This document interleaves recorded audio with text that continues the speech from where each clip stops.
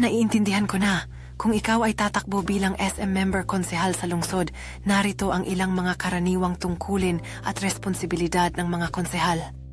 Pagboto sa mga batas at resolusyon. Ang mga konsehal ay bumoboto sa mga ordinansa at resolusyon na may kinalaman sa pamahalaan at komunidad.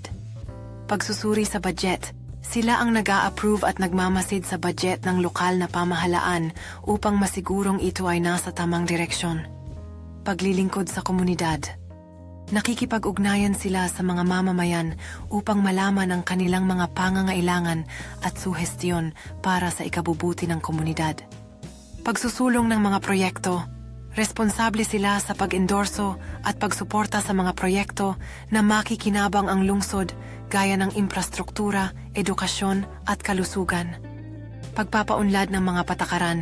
Nag-uukit sila ng mga patakaran na makakatulong sa kaunlaran ng kanilang nasasakupan.